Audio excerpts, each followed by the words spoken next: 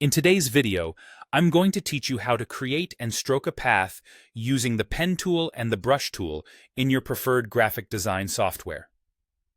This technique is especially useful for those working on detailed projects requiring precision and flexibility with paths and strokes. Let's get started.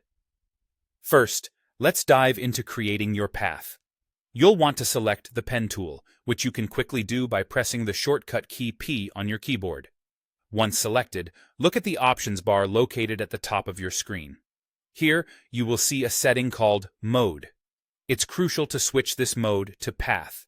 This is an important step because setting it to Path, rather than shape or pixels, allows you to draw a path that can be stroked later. This offers flexibility in how you manage and modify the path as you progress. Now begin adding anchor points by clicking on your canvas wherever you'd like the path to start and proceed.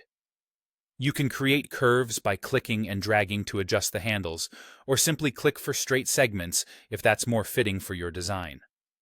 Continue this process, adding anchor points until you're satisfied with the shape or outline you've created. When you finish, you can either leave your path open or close it. This choice will depend on the specific needs of your design. With your path in place, it's time to move on to stroking the path to draw the line.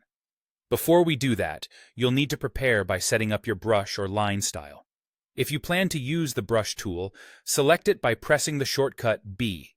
Once you've got it active, you'll have the flexibility to adjust the size, hardness, and spacing.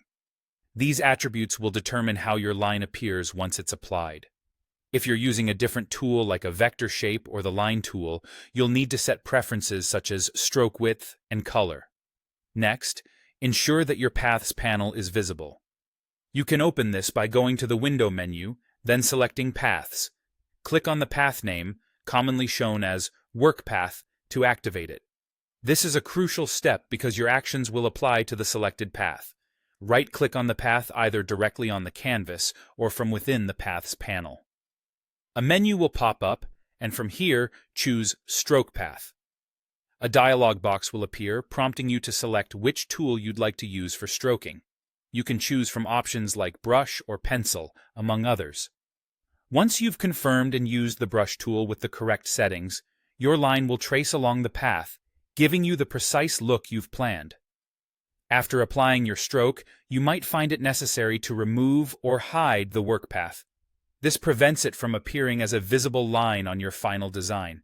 You can manage this easily by clicking the trash icon found in the Paths panel or by simply deselecting the path.